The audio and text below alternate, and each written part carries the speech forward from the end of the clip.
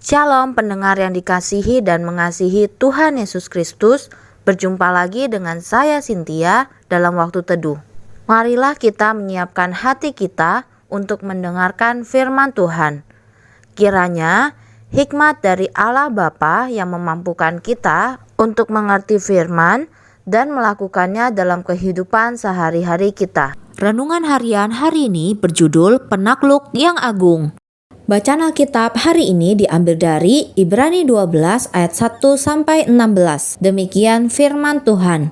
Karena kita mempunyai banyak saksi bagaikan awan yang mengelilingi kita, marilah kita menanggalkan semua beban dan dosa yang begitu merintangi kita dan berlomba dengan tekun dalam perlombaan yang diwajibkan bagi kita. Marilah kita melakukannya dengan mata yang tertuju kepada Yesus yang memimpin kita dalam iman dan yang membawa iman kita itu kepada kesempurnaan, yang dengan mengabaikan kehinaan tekun memikul salib ganti sukacita yang disediakan bagi Dia yang sekarang duduk di sebelah kanan takhta Allah.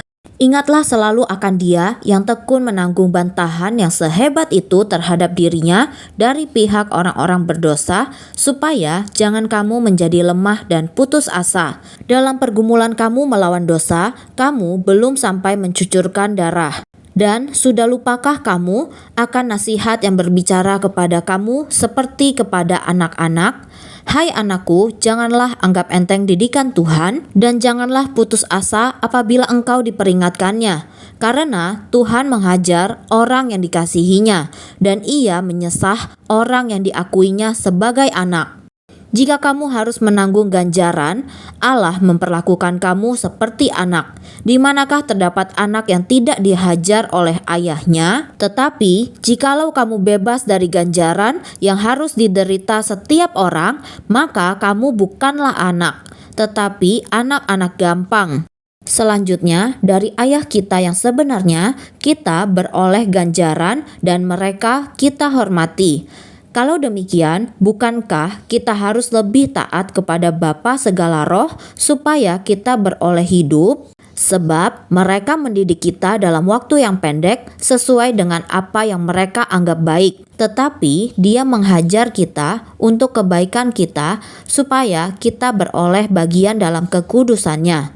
Memang tiap-tiap ganjaran pada waktu ia diberikan tidak mendatangkan sukacita tetapi dukacita. Tetapi kemudian ia menghasilkan buah kebenaran yang memberikan damai kepada mereka yang dilatih olehnya. Sebab itu, kuatkanlah tangan yang lemah dan lutut yang goyah, dan luruskanlah jalan bagi kakimu, sehingga yang pincang jangan terpelecok tetapi menjadi sembuh.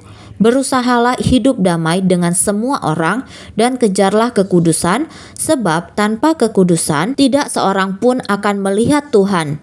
Jagalah supaya jangan ada seorang pun menjauhkan diri dari kasih karunia Allah, agar jangan tumbuh akar yang pahit yang menimbulkan kerusuhan dan yang mencemarkan banyak orang. Janganlah ada orang yang menjadi cabul atau yang mempunyai nafsu yang rendah seperti Esau yang menjual hak kesulungannya untuk sepiring makanan.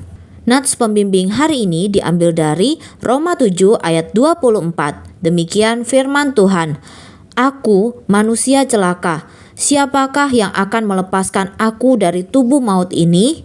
Siapa yang tidak terinspirasi oleh seorang pesaing yang berhasil bangkit kembali setelah pernah jatuh dan ambruk? Seorang pelari yang terjatuh sewaktu meninggalkan balok start, namun kemudian lambat laun kembali memimpin, menggugah imajinasi kita semua. Tim yang tadinya tertinggal di belakang, namun pada saat-saat terakhir meraih kemenangan akan lebih membuat kita merasa gembira dibandingkan tim yang sedari awal telah memimpin sejak babak pertama pertandingan. Yesus membuat kebangkitan yang paling menakjubkan yang pernah dilihat dunia. Setelah direndahkan, dihina, diludahi, dicambuk, didera, dan dipaku di kayu salib, para pembunuhnya menyatakan diri menang dan memberitakan kematiannya.